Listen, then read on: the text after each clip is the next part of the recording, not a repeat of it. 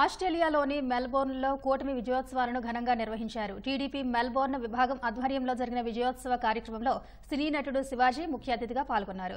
Melbourne TDP విభాగం అధ్యక్షుడు లగడపాటి సుబ్బారావు, ఉపాధ్యక్షుడు నంబళ్ల గోపి, ప్రధాన కార్యదర్శి ముప్పనేని రామ్తో పాటు జనసేన నాయకులు విజయోత్సవ సంబరాల్లో పాల్గొన్నారు. భవిష్యత్ అంతా రాజధాని అమరావతిదేనని శివాజీ అన్నారు. విజయోత్సవ సభా వేదికపై రామోజీ గ్రూప్ సంస్థ చైర్మన్ దివంగత రామోజీరావు సంస్మరణ కార్యక్రమం నిర్వహించారు. రామోజీరావు చిత్రపటానికి నివాళులర్పించారు. రామోజీరావు ప్రస్థానాన్ని, విజయాలను గుర్తు చేసుకుంటూ రూపొందించిన లఘు చిత్రాన్ని ప్రదర్శించారు. అనుకున్న పద్ధతిలోనే 5 సంవత్సరాల్లో దాదాపు 25 ఏళ్ళు వెనకపోయిందండి ఆంధ్రప్రదేశ్. మీరు అందరినీ కూడా మళ్ళీ ఎందుకంటే ప్రతి ఒక్కళ్ళు ఎంతో కొంత మీకు తోచినంత టైం కేటాయించండి ఆంధ్రప్రదేశ్కి. డెఫినెట్ గా భవిష్యత్తు మాత్రం భారతదేశంలో అమరావతిదే. రాసి పెట్టుకోండి, Amaravati going to be rock in the world in the map.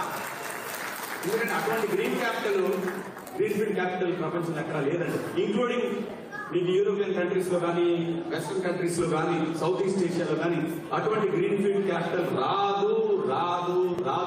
50,000 ఎకరాల్లో అటువంటి సిటీ నిర్మాణం భవిష్యత్తులో జరగదు. ఎందుకంటే భూమి ఇదే, భూమి పెరగదు.